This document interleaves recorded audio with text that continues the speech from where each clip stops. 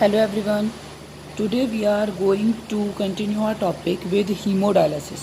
In last video we have discussed about the structure of nephron, how the nephron is working, जो kidney है वो अपना काम किस तरीके से कर रही है, प्योरिफिकेशन ऑफ ब्लड किस तरीके से हो रहा है, वो सब हम पढ़ चुके थे। आज का हमारा टॉपिक है हीमोडायलिसिस। आज हम पढ़ेंगे हीमोडायलिसिस के बारे में। Haemodialysis is also called as kidney dialysis और आर्टिफिशियल किडनी। फर्स्टली हमें ये पता होना चाहिए कि ये प्रोसेस क्या है, लेकिन ये प्रोसेस क्या है उससे पहले हमें ये भी पता होना चाहिए कि इस प्रोसेस की ज़रूरत क्या है। सी, एज वी नो किडनी जो है that is a very important organ in human body. उसके बहुत सारे फंक्शंस हैं, बहुत सारे इंपॉर्टेंट फंक्शन कर रही है किडनी। एक तो आपको पता ही है purification of blood. Purification of blood का मतलब क्या है कि जो अपना ब्लड है उसके अंदर जितने भी नाइट्रोजनस वेस्ट हैं वो नाइट्रोजनस वेस्ट को क्या काम करने का काम करती है, रिमूवल का काम करती है by the process of ultra filtration, जो वुमेन्स कैप्सूल में हुआ था। ठीक। सेकेंड जो होता है वो क्या है, इसका एक और फंक्शन है that is osmoregulation. What is osmoregulation? As you know हमारी बॉडी में बहुत, जैसे सपोज हमारी बॉडी के अंदर ब्लड प्रेजेंट है। इस ब्लड में क्या क्या कॉम्पोजिशन की बात करें, इसमें वाटर भी हैं, इसमें डिफरेंट टाइप ऑफ आयंस हैं, मिनरल्स हैं, सॉल्ट्स हैं, प्रोटीन्स हैं,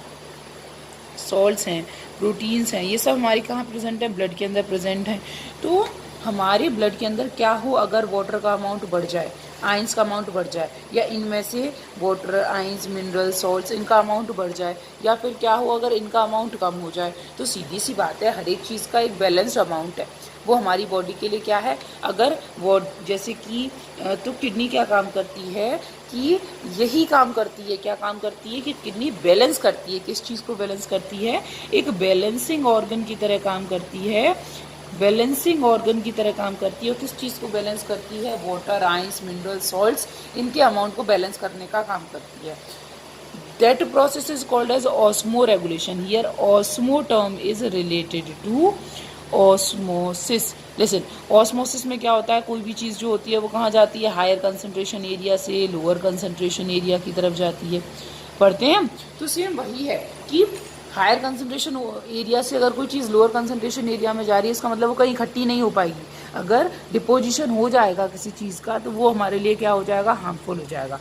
so what is osmo regulation? Osmo regulation is a process of balancing water, ions, minerals और salts. In short we can say water और salts के अमाउंट को body में balance करने का जो काम है वो किसका है, किडनी का है। क्योंकि अगर जितनी भी एक्स्ट्रा अमाउंट में क्या होते हैं, जैसे सपोज किसी दिन आपने ज़्यादा पानी पिया तो उस दिन आप देखते हो कि आप यूरिन जो जाते हो डाइल्यूटेड रहता है और काफ़ी ज़्यादा अमाउंट में जाते हो। अगर आप पानी कम पीते हो तो जो यूरिन रहता है वो थोड़ा कंसनट्रेटेड रहता है, कम अमाउंट में रहता है। तो ये वाटर का अमाउंट जो कंट्रोल हुआ, जो बैलेंस हुआ, वो किसकी हेल्प से हुआ, किडनी की हेल्प से हुआ ना। So the kidney is responsible for purification of blood. Purification मतलब किस तरीके से, रिमूवल करना है, removal of nitrogenous waste, nitrogenous waste को रिमूव करने का काम करती है। उसके साथ साथ ऑस्मो रेगुलेशन का काम करती है। उसके साथ साथ अगर मैं बात करूं तो एक और काम है कि ये जो किडनी होती है वो क्या काम करती है, हार्मोन्स बनाती है। कितने हार्मोन्स बनाती है किडनी भी? 2 हार्मोन्स बनाती है। एक होता है कैल्सीट्रायोल, एक होता है एरिथ्रोपोइटिन। कैल्सीट्रायल जो होता है ये क्या है, एक्टिवेट फॉर्म है विटामिन डी की। ये मीन्स क्या है कि ये मेरी इंटेस्टाइन है और मैंने यहाँ से सपोज दूध पिया, मिल्क लिया, और मिल्क के अंदर कौन से आयंस हैं, कैल्शियम आयंस हैं। तो ये जो कैल्शियम आयंस हैं ये ऊपर से आएंगे, नीचे की तरफ आएंगे, ये हमारी क्या है, ये हमारी इंटेस्टाइन है। तो इस कैल्शियम आयन को एब्जॉर्ब करने के लिए कौन रिस्पॉन्सिबल है, कौन हेल्प करेगा, ये कैल्सीट्रायल जो होगा वो हेल्प करेगा। ओके। और एरिथ्रोपोइटिन क्या होता है? एरिथ्रोपोइटिन आरबीसी फॉर्मेशन के लिए रिस्पॉन्सिबल है, आरबीसी फॉर्मेशन के लिए रिस्पॉन्सिबल है। तो इन ऑल में हमें ये पता चला कि किडनी जो है वो हमारी बॉडी में बहुत सारी, अगर मेरी किडनी में, ठीक है, क्या हो जाता है, कोई भी प्रॉब्लम हो जाती है, अगर वो अपना काम प्रॉपर तरीके से नहीं कर पाती है, ठीक है, तो उस केस में क्या होता है कि हमारी बॉडी में क्या होगा, प्यूरिफिकेशन ऑफ ब्लड अच्छे से नहीं, रिमूवल ऑफ नाइट्रोजनस वेस्ट नहीं हो पा रहा, नाइट्रोजनस वेस्ट रिमूव नहीं हो पा रहे, तो इसका मतलब क्या हो रहा है, अक्यूमुलेशन हो रहा है नाइट्रोजनस वेस्ट का। किस नाइट्रोजनस वेस्ट का अक्यूमुलेशन हो रहा है? बेसिकली ह्यूमन बीइंग में हम बात करते हैं यूरिया की, तो अक्यूमुलेशन ऑफ यूरिया हो रहा है। सो accumulation of urea is called as uremia. Accumulation of urea in human blood is called as uremia. नहीं हो पाएगा, उसमें रेगुलेशन अच्छे से नहीं हो पाएगा, जिसकी वजह से हमारी बॉडी में वाटर बैलेंस नहीं हो पाएगा. Different salts ions like sodium ions, potassium ions, hydrogen ions, इनकी कंसंट्रेशन क्या होगा, बढ़ना शुरू हो जाएगी, इंक्रीज करना शुरू कर देगी. ठीक, उसके साथ साथ डिफरेंट मिनरल्स जो होंगे वो भी बढ़ना शुरू हो जाएंगे, सॉल्ट्स बढ़ना शुरू हो जाएंगे. उसके साथ साथ हमारी बॉडी में कैल्शियम का एब्जॉर्प्शन नहीं हो पाएगा, आरबीसी फॉर्मेशन में प्रॉब्लम होगी. इट मीन्स कि हमारी बॉडी में बहुत सारी एबनॉर्मलिटीज़ आ जाएंगी. अब इन एबनॉर्मलिटीज़ से बचने के लिए हमें किडनी की, हमारे पास दो चॉइस है कि क्या हमारी किडनी भाई साहब अच्छे से काम नहीं कर रही है, तो हम दो चॉइसेस हैं हमारे पास. फर्स्ट जो है वो क्या है कि हम क्या काम करवा दें, किडनी ट्रांसप्लांट करवा दें. ठीक है, किडनी ट्रांसप्लांट करवाने का मतलब क्या है कि हम किसी भी एक अपने जो भी है, अपना भाई है, बहन है, उसकी किडनी लें और उसको अपनी बॉडी में ले लें. लेकिन ये जो मेथड रहता है, पहली बात बहुत रिस्की मेथड रहता है, क्योंकि इसमें और आप हर एक की किडनी नहीं ले सकते हो, अपने बहन भाई मम्मी पापा ऐसे ही लेनी होती है. और उसमें भी क्या होता है, जो टिश्यू होते हैं उनकी मैचिंग की जाती है, वो टिश्यू मैच कर जाते हैं, उसके बाद क्या किया जाता है, किडनी ट्रांसप्लांट जो होता है वो पॉसिबल होता है. सेकेंड जो होता है that is called as haemodialysis. Haemodialysis technique क्या होती है, हीमोडायलिसिस टेक्निक में पीरियडिकली मेथड है. इसमें क्या किया जाता है, मतलब एक डिफरेंट पीरियड्स के बाद किया जाता है. जैसे हम बोल सकते हैं, डिपेंड करता है कि आपकी किडनी में कितनी प्रॉब्लम है. महीने में एक बार भी हो सकता है, महीने में 2 बार भी हो सकता है, हफ्ते में 2 या 3 बार भी हो सकता है. दैट डिपेंड्स कि जो किडनी है उसमें कितनी प्रॉब्लम है. Now we discuss the process of haemodialysis. Haemodialysis process क्या है. हीमोडायलिसिस प्रोसेस में जैसे कोई भी एक ऑर्गेनिज्म है, उस ऑर्गेनिज्म के अंदर आपको पता है आर्टरीज होती हैं और वेन्स होती हैं. तो सी दिस जो रेड कलर से दिखाया है, this is artery and this one is when. तो क्या किया जाता है कि जो ऑर्गेनिज्म हैं उनकी आर्टरी से क्या लिया जाता है, ब्लड लिया जाता है. ब्लड का आप देख रहे हो, ये पाइप के थ्रू क्या लिया जाता है, ब्लड लिया जाता है. और ये जो आर्टरी जो है, आर्टरी से ही क्यों लिया जाता है, क्योंकि पता है जो आर्टरीज होते हैं उनमें क्या होते हैं, कोई भी वाल्व प्रेजेंट नहीं होते. उसके साथ साथ इनमें जो ब्लड प्रेशर रहता है वो क्या रहता है, हायर रहता है इन कंपैरिजन टू वेन्स. उसके साथ साथ एक और चीज़ रहती है कि इनमें जो ब्लड है वो जर्क और प्रेशर के साथ रहता है. तो मीन्स क्या होता है कि ब्लड निकालने में प्रॉब्लम नहीं आती है. लेकिन एक क्या है कि जो आर्टरीज होती हैं वो थोड़ी डीपर होती हैं, ये हमें ध्यान रखने वाली बात है. तो जो आर्टरीज के थ्रू जब ब्लड लिया जाता है तो लेने के बाद क्या किया जाता है, इसमें ये पूरी तरीके से एक एपरेटस सेट किया जाता है, जिसमें ये क्या होता है, जिसे अपन कहते हैं पंप. ये पंप का क्या काम करता है, ब्लड को खींचने का काम करता है. उसके साथ साथ इसमें क्या होता है, आपको पता है कि जब हम ब्लड को बॉडी के बाहर निकालेंगे तो उसमें एक खतरा रहेगा, that is of coagulation.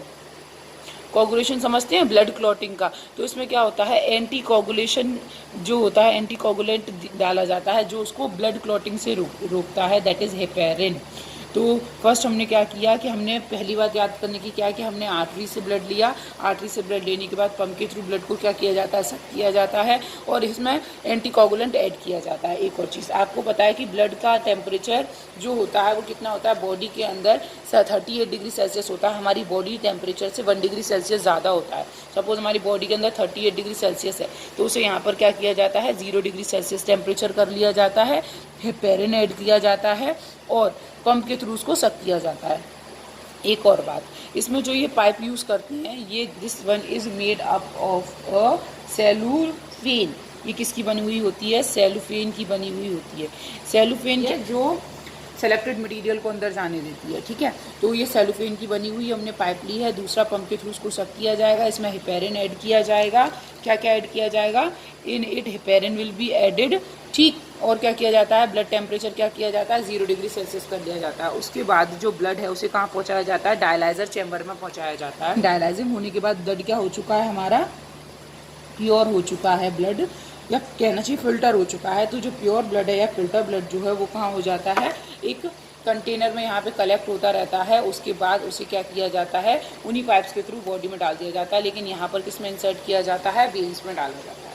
Okay, तो जब यहाँ से जब हमारा ब्लड आया तब हमने टेम्परेचर 0 डिग्री सेल्सियस किया था, तो जब हम दोबारा अपनी इनकी बॉडी के अंदर डालेंगे तो दोबारा टेम्परेचर कितना करेंगे, 37 टू 38 डिग्री सेल्सियस करेंगे। और जो हमने हेपेरिन ऐड किया है उस हेपेरिन को भी हम क्या काम कर देंगे, वहाँ से रिमूव कर देंगे। इट मीन्स अगर सिंपल वर्ड्स में बात की जाए तो कोई भी जो इंसान है, जब किडनी डायलिसिस या हीमोडायलिसिस की जाती है उस टाइम पर उसकी आर्टरी से ब्लड लिया जाता है। फर्स्टली इसको ये जो प्रोसेस है इसमें कितना टाइम लगता है, अबाउट 3 to 4 आवर्स इसमें लगते हैं, ठीक है। तो 3 to 4 आवर्स के लिए एक मशीन से कनेक्ट कर देते हैं। इस मशीन में क्या किया जाता है कि इम्प्योर ब्लड को लिया जाता है, डायलाइजर में डाला जाता है। डायलाइजर उसमें से जितनी भी इम्प्योरिटीज़ हैं, अनवांटेड सब्सटेंसेस हैं, वो अनवांटेड को तो ले लेता है, अनवांटेड सब्सटेंसेस को ले लिया जाता है और एसेंशियल सब्सटेंस को उसमें क्या कर दिया जाता है, ऐड कर दिया जाता है। उसके बाद ब्लड प्योर हो गया, प्योर होने के बाद दोबारा हमारे वेन्स के थ्रू बॉडी में डाल दिया जाता है। लेकिन क्या ये प्रोसेस इतनी ईजी है जितनी कहने में लग रही है? अब कुछ ना कुछ प्रोसेस तो होगी जो डायलाइजर के अंदर हो रही होगी, कोई ना कोई सब्सटेंस होगा, कोई प्रोसेस होगी। So now we will discuss about the process inside the dialyser. Here we have our dialysing chamber. इसमें क्या होता है कि ये डायलाइजिंग चैम्बर है जिसमें ऊपर आर्टरी से ब्लड आ रहा है और वेन्स में उनको बाद में डाला जाएगा। ये जो डायलाइजिंग चैम्बर होता है उसके अंदर लिक्विड भरा हुआ रहता है, that liquid is called as dialysing solution. ये डायलाइजिंग सॉल्यूशन में ब्लड प्लाज्मा के जो कंपोनेंट्स हैं, जो प्रोटीन्स हैं, वो सब कंटेंट प्रेजेंट होता है। And heparin we are adding, heparin मैं उसमें डाल रही हूँ। अब इसमें क्या रहता है, बट इसमें क्या नहीं रहता, नाइट्रोजनस वेस्ट इसमें नहीं होते। अब होता क्या है, हमें पता है कि ये जो हमारा ब्लड आया कहाँ से, ये जो हमारा इम्प्योर ब्लड है, इस इम्प्योर ब्लड के अंदर क्या क्या है, इसके अंदर क्या है, यूरिया है, H पॉजिटिव है, K पॉजिटिव है, Na पॉजिटिव है मीन्स, और एक्सेस अमाउंट में क्या है, वाटर है। ये सारे कंपोनेंट्स हैं किसके अंदर है, ये से जो हमने ब्लड लिया है या जो बॉडी से जो हमने ब्लड लिया है, इसके अंदर क्या है, यूरिया है, hydrogen ion, potassium ion, sodium ions हैं, वाटर है। ये एक्सेस अमाउंट में है, these are in excess amount. और जो इसके बाहर डायलाइजिंग सॉल्यूशन भरा हुआ है उसके अंदर क्या है, ब्लड प्लाज्मा कंटेंट है। अब इसमें प्रोसेस कौन सी काम चलेगी, आपको पता है, this membrane is made up of cellophane और cellophane is a semi permeable. तो क्या होगा कि ये बाहर की तरफ निकालना शुरू कर देगा। क्या क्या चीज़ों को बाहर निकालेगा, H पॉजिटिव आयंस को, K पॉजिटिव आयंस को, है ना, Na पॉजिटिव आयंस को, यूरिया को, ये और एक्स्ट्रा अमाउंट ऑफ वाटर को। मतलब जो जो सब्सटेंस इसके पास एक्स्ट्रा है वो सब कहाँ चले जाएंगे, वो इस डायलाइजिंग सॉल्यूशन के अंदर डाल दिए जाएंगे। इन रिटर्न डायलाइजिंग सॉल्यूशन क्या काम करेगा, डायलाइजिंग सॉल्यूशन इसके अंदर जितने भी न्यूट्रिएंट्स हैं, एसेंशियल सब्सटेंसेस हैं, उनको अंदर ले लेगा। अब क्या हुआ कि डायलाइजिंग सॉल्यूशन में से क्या हुआ कि जो अपना डायलाइजिंग सॉल्यूशन है ये आपको क्या दे रहा है, एसेंशियल न्यूट्रिएंट्स को दे रहा है। और ले क्या रहा है, और डायलाइजिंग चैम्बर ले क्या रहा है, ये जो यूरिया है, हाइड्रोजन आयंस हैं, पोटेशियम आयंस हैं। तो इस तरीके से अगर मैं सिंपल वर्ड्स में बात करूं, suppose this one is a blood, ठीक है, ये ब्लड जो हमारी बॉडी से जो ब्लड आया है ये वो ब्लड है। अब इस ब्लड के अंदर क्या क्या है एक्स्ट्रा अमाउंट में, जैसे मैंने आपको बताया, हाइड्रोजन आयन है, पोटेशियम आयन है, सोडियम आयंस हैं, यूरिया है, यूरिक एसिड है, क्रिएटिनिन है। तो ये जितने भी क्या हैं, वेस्ट हैं, जो किसके पास हैं, ब्लड के पास हैं, वो सब कहाँ चले जाएंगे, बाहर क्या है, ये डायलाइजिंग सॉल्यूशन, बाहर क्या है, dialysing solution, this dialyzing solution is also called as dialysate, okay. So क्या होगा कि ये जो मेरा ब्लड जिसके अंदर आ रहा है, ये ट्यूब किसकी बनी हुई है, this is made up of cellophane. ये सेलुफेन ट्यूब जो होती है वो किसकी तरह काम करती है, एक्ट एज ग्लोमेरुलर कैपिलरी, और we can say this act as a superfine strainer, जिससे जितने भी अनवांटेड मटेरियल हैं वो सब कहाँ चले जाते हैं, बाहर की तरफ चले जाते हैं। इन रिटर्न बाहर से अंदर की तरफ क्या आता है, जो एसेंशियल सब्सटेंसेस हैं वो आते हैं। तो इस तरीके से आप देख रहे हो फाइन नेटवर्क बनता है कैपिलरी का, जिस तरीके से बनता है ऐसे ही सेलुलोज पाइप जो होती हैं उनका बनता है, ठीक है। अब जो यूज्ड वाला जो होता है, जो क्या है, जो यूज्ड डायलाइसेट है, वो तो कहाँ पर इकट्ठा कर लिया जाता है, वो इस वाले चैम्बर में इकट्ठा कर लेते हैं। और जो न्यू डायलाइसेट होता है, जैसे आपको पता है एक बार हमने ये प्रोसेस हो गई तो जो अब हमारा डायलाइजिंग सॉल्यूशन होगा उसके अंदर क्या है, यूरिया है, यूरिक एसिड है, ये सब आ जाएंगे। उसको तो निकाल के दूसरे चैम्बर में निकाल दिया जाता है उस लिक्विड को, और दूसरा इसमें क्या कर लिया जाता है, जो न्यू वाला जो होता है उसे दोबारा से यहाँ से क्या कर दिया जाता है, ऐड कर दिया जाता है, और यहाँ से उसको क्या किया जाता है, बाहर निकाल लिया जाता है। इस तरीके से जो हमारा ब्लड जो आर्टरीज से लिया जाता है, अब वो कैसा हो चुका है, प्योर हो चुका है। अब जो प्योर ब्लड जो कहाँ से निकल के आया, डायलाइजर से निकल कर आया, वो कहाँ हो जाता है, एक जगह पर कलेक्ट कर लिया जाता है, जिसे कहाँ दोबारा वेन्स के थ्रू बॉडी में ट्रांसफ़र कर दिया जाता है। So this is all about the haemodialysis process. Okay, इस तरीके से हमने ये चैप्टर अपना कंप्लीट किया। अगर आपको कोई भी डाउट हो, आपका कोई सजेशन हो, तो प्लीज़ कमेंट बॉक्स में कमेंट ज़रूर करें। और अगर वीडियो पसंद आए तो प्लीज़ लाइक करें, अपने दोस्तों के साथ ज़्यादा से ज़्यादा शेयर करें। और अगर आप मेरे चैनल पर नए हैं तो प्लीज़ मेरा चैनल सब्सक्राइब करना ना भूलें। Thank you.